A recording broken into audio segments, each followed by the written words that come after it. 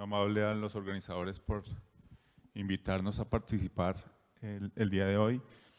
Hasta el momento hemos escuchado sesiones o paneles que hablan sobre cómo pintar la cancha de juego, de qué manera queremos jugar el juego.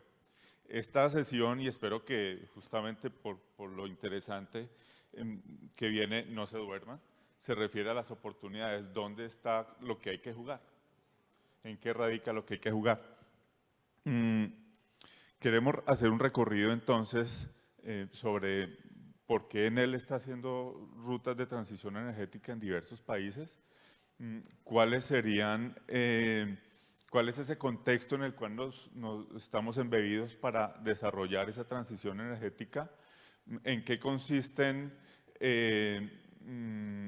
las recomendaciones que surgen a partir de los estudios para terminar con una reflexión en torno a por qué deberíamos avanzar en esta transición energética. Contarles primero que todo que Enel, cuando aborda la transición energética, desarrolla o lo mira con 4 ópticas.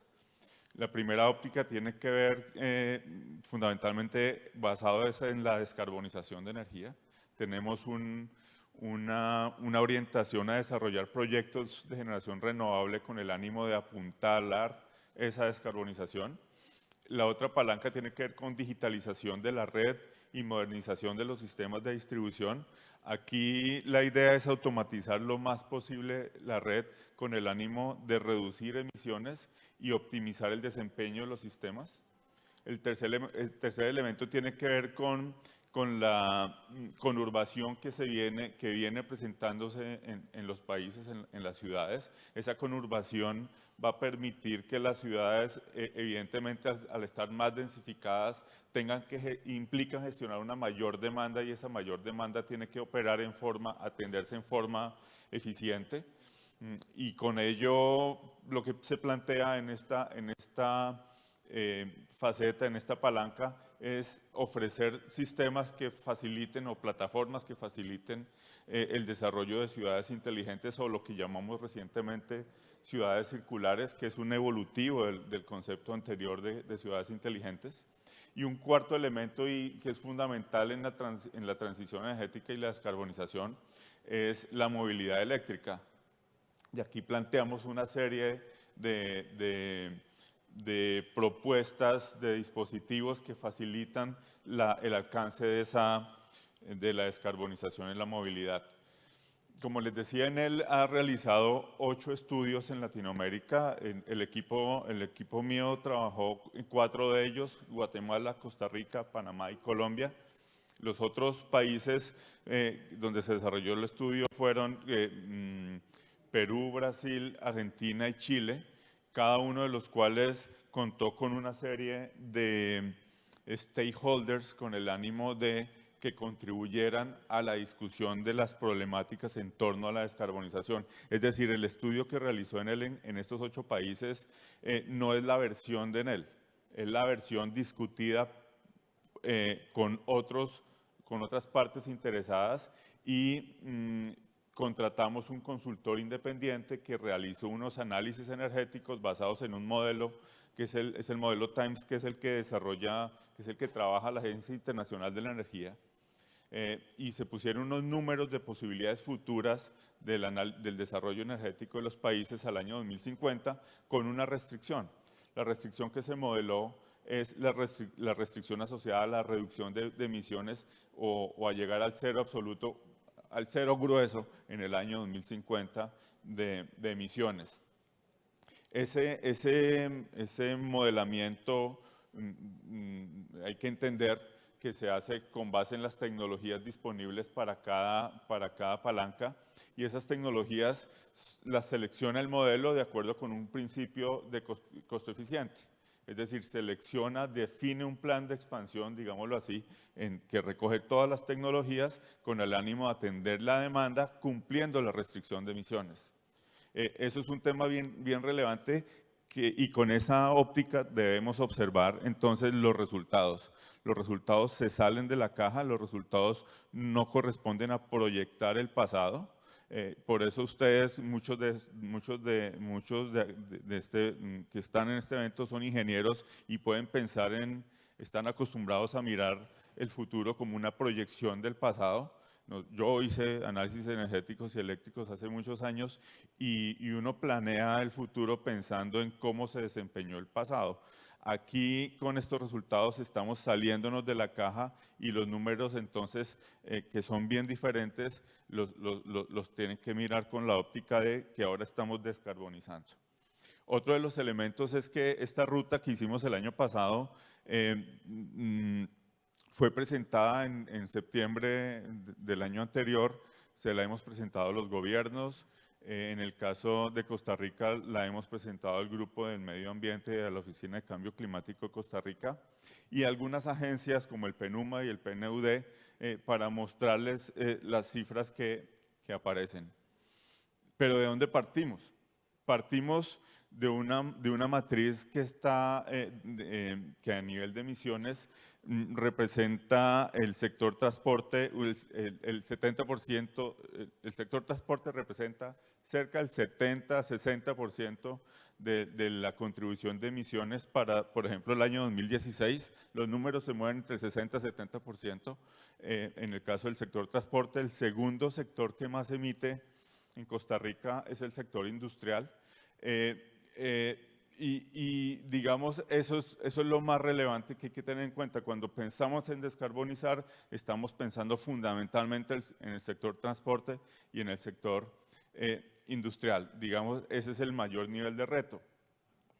Pero a nivel del entorno, del contexto, ¿cómo nos movemos?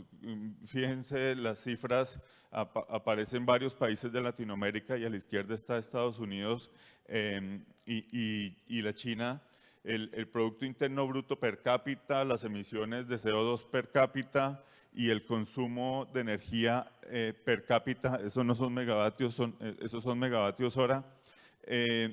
Importante ver la posición relativa de Costa Rica, tiene un PIB que a nivel del contexto latinoamericano es muy interesante, tiene un nivel de emisiones que también, si bien es menor, después de los 10 primeros de la lista mundo mundial, tiene una posición relativa, creo que es el puesto 69-70 en el contexto mundial, y el consumo eléctrico es un consumo que realmente es intenso en términos del resto de países de la región. ¿Y cómo ven a Costa Rica? El Climate Action Tracker es una agencia que después de cada COP se pone a analizar las políticas de cada país con miras a la descarbonización. Y esta agencia clasifica a Costa Rica como un país que tiene casi suficiencia en términos de sus políticas orientadas a la descarbonización. Esto quiere decir que hay un camino por recorrer, no está toda la gestión realizada y es importante tener en cuenta que hay que diseñar más políticas con el ánimo de lograr suficiencia en este tema. Estos números son bien relevantes y es como el punto de partida y de llegada en relación con el estudio. Al lado izquierdo encuentran ustedes el consumo energético al 2021 y la gráfica de la derecha muestra ese mismo consumo al año 2050. Ahí con esta gráfica explicamos se explica qué es la electrificación. Al lado izquierdo encuentran la oferta en diversos sectores, la oferta eléctrica. Observen cómo para el año 2021 se distribuía a nivel del sector del uso final comercial, del uso final industrial y el uso final residencial. Noten ustedes también cómo el sector de combustibles fósiles atiende el segmento de transporte fundamentalmente. El ejercicio realizado muestra cómo la matriz eléctrica empieza a agrandarse para ofrecer, para poder atender la electrificación, y esa electrificación, noten ustedes cómo se redefinen los usos. El primer uso que se agranda es el uso comercial, el uso industrial. Noten cómo el uso del transporte empieza a adquirir una relevancia y el uso industrial evidentemente tiene una inercia mucho más grande porque los procesos que caracterizan al sector industrial demandan más combustibles fósiles y son más complejos de descarbonizar. Esta gráfica es quizás más diciente y muestra dos variables fundamentalmente. La variable,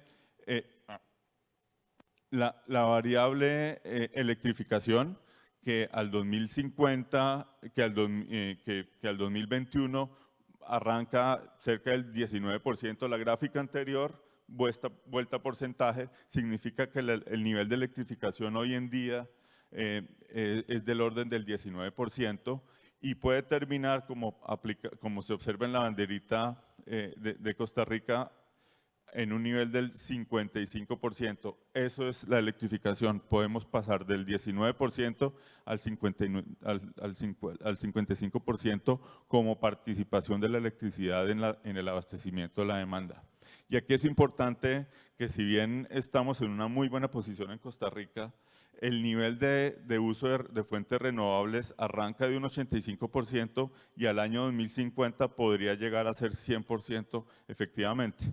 Pero efectivamente uno de los retos está en electrificar en demasía. Ya vemos que la gran electrificación se va a dar en el transporte, pero para lograr esa electrificación necesitamos instalar la capacidad de generación que va a permitir abastecer esa demanda, esa nueva demanda. Y ahí es donde justamente está el reto.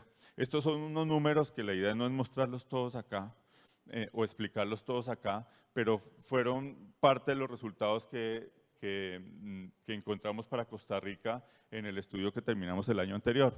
Solamente ratificarles el nivel de electrificación, el market share de movilidad eléctrica que pueda alcanzar el 100% en el 2050, o es la idea, pero esto, como les digo, es un ejercicio técnico-económico y esos son los números que resultan del modelo. Y miren ustedes cómo empieza a aparecer el hidrógeno. Después del 2036 empiezan a aparecer los números de hidrógeno como a adquirir una mayor relevancia. Esto es como el tema al que queríamos llegar, las recomendaciones de política que pueden surgir de mirar estos números. Estas son recomendaciones que las planteamos como lo que uno debería hacer si quiere llegar a los números que les acabamos de mostrar. Ese es el sentido en que deben leerse estas recomendaciones. Y este es uno de los primeros temas que me parece relevante destacar. Este es el dardo, lo llamamos así, el dardo de la oferta de generación. Fíjense cómo la participación de los recursos solares empieza a acrecentarse notablemente hasta llegar al 2050 con una participación muy importante en la capacidad de generación. Noten también cómo el recurso eólico empieza a tener una participación relevante y se estabiliza en el horizonte. Fíjense ustedes en el año 2040, tenemos cerca de 10 gigas instalados.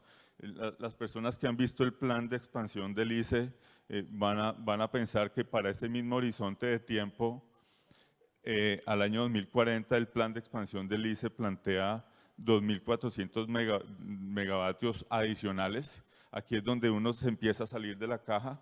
El número anterior, como resultado, pensando en la senda de descarbonización, dice que tenemos que instalar 6.000 gigavatios de aquí al 2040. El plan de expansión del ICE plantea solamente 2.400. No es solamente, y no está mal, el asunto es que el ICE está atendiendo la demanda de energía y estos números elaborados en la ruta, que son un número puesto en la mesa para discusión, plantea que se requerirían 6.000 si queremos realmente descarbonizar la matriz.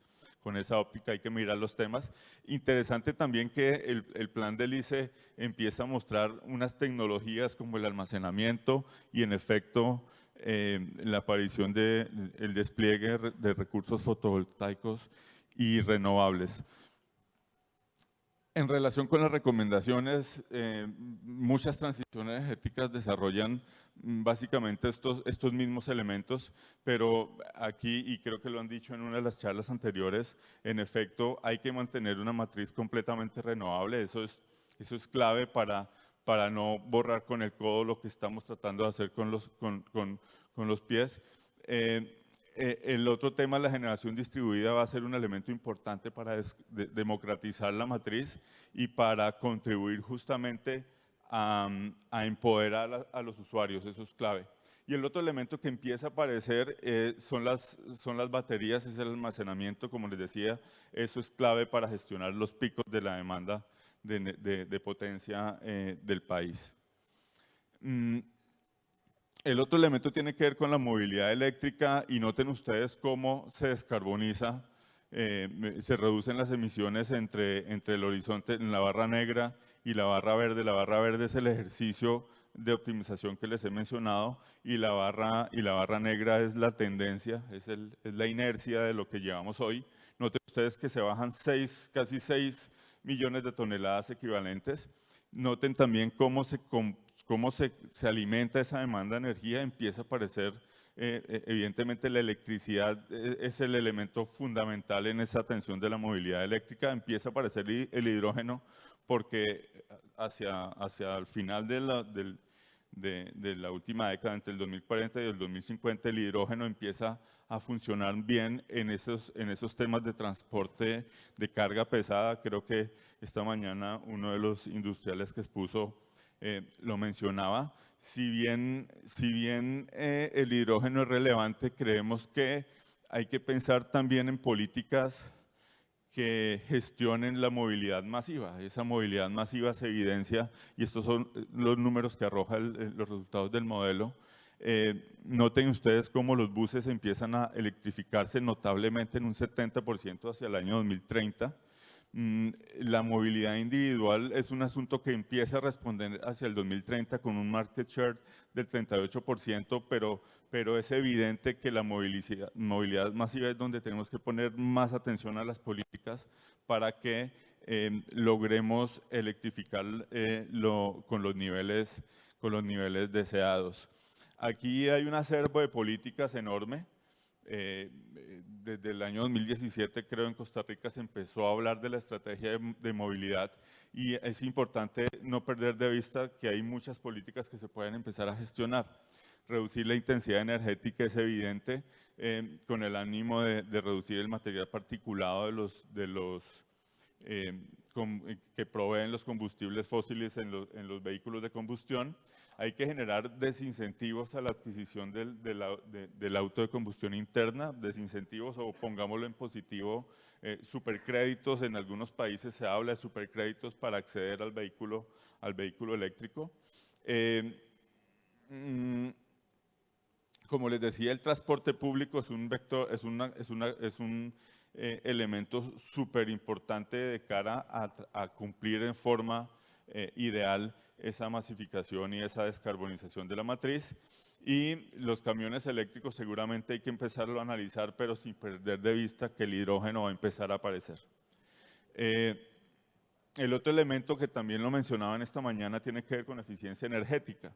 Esa eficiencia energética, aquí traemos solamente la que tiene que ver con el sector industria. Noten ustedes cómo las emisiones, miremos la gráfica de la derecha, cómo el nivel de la demanda podría incrementarse enormemente sin políticas de descarbonización, pero cómo incorporando políticas de descarbonización los niveles de atención de la demanda no es que no se atienda la demanda, sino que se atiende de forma más eficiente, de tal manera que podemos estar atendiendo no 2.7 millones de barriles equivalentes de petróleo, sino 1.5. Estamos atendiendo toda la demanda, pero en forma más eficiente si incorporamos políticas de descarbonización.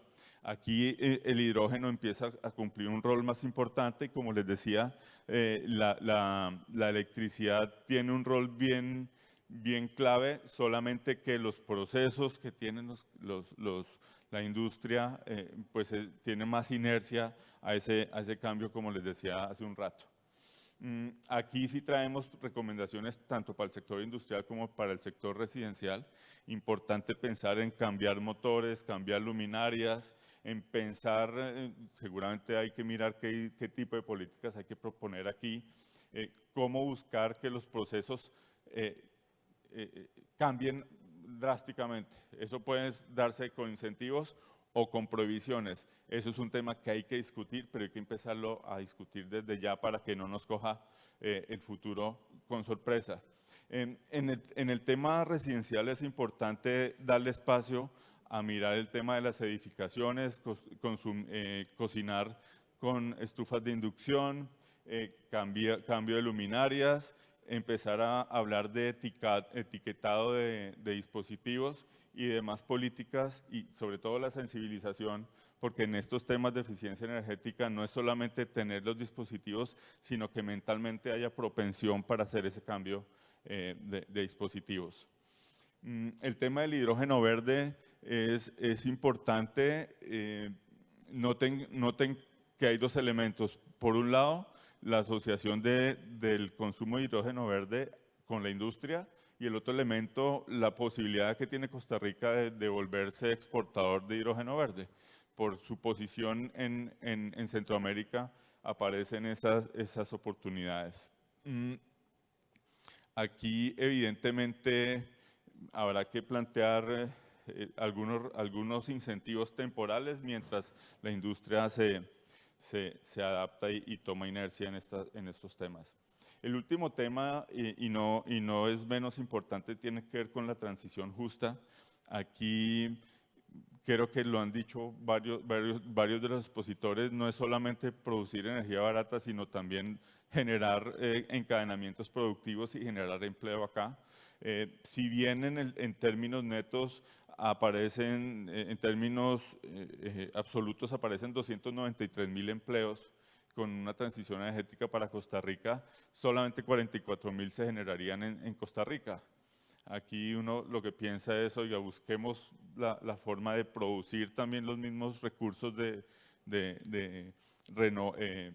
generar industria en torno o un ecosistema en torno a los recursos renovables para incorporar nuevos empleos por esta vía. En todo caso, no hay que perder de vista que las personas van a tener que adaptarse a un nuevo rol, van a tener que tener nuevos conocimientos o adquirir una cierta adaptación, lo que llama el reskilling o reciclaje profesional, para adaptar el puesto de las personas a las nuevas actividades. El tema de transición justa también pasa por los sectores que estarían, entre comillas, perdiendo, los empleos que se puedan estar perdiendo por hacer parte de la cadena de los fósiles, habrá que sustituirlos o buscar una salida políticamente apropiada para estos puestos de trabajo. Al final, 10 elementos que requiere la carbono neutralidad para Costa Rica. Uno de ellos es, no perdamos de vista que esto puede significar aumentar en casi 4 veces la capacidad de generación al año 2050. Seguramente tendremos que asegurar la entrada oportuna de tecnologías eficientes bajas en carbono, eso no se nos puede olvidar y cuando uno ve estrategias, y lo hemos leído en varios documentos de varios países, se plantean estrategias, como esto es un asunto de largo plazo, se pueden quedar simplemente los anuncios allí. Yo creo que es importante permanentemente estar trabajando estos temas. El tema de acceso al financiamiento es clave para hacer la transición energética. No perder de vista que esto se hace con un triángulo virtuoso que tiene que ver con el Estado, las comunidades y las empresas. Si hay una relación de confianza entre estos tres actores, con seguridad se van a lograr los cambios importantes. Darle precio al carbono es un asunto realmente relevante.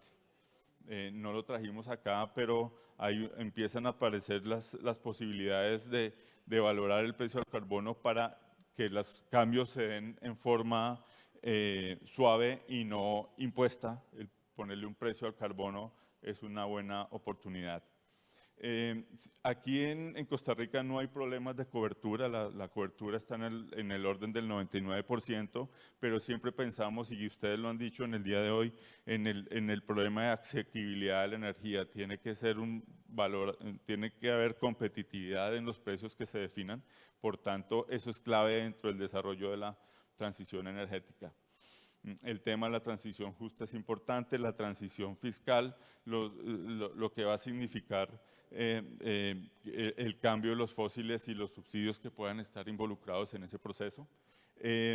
Aumentar el conocimiento y las capacidades de investigación e innovación, eso contribuirá seguramente a mejorar los encadenamientos productivos.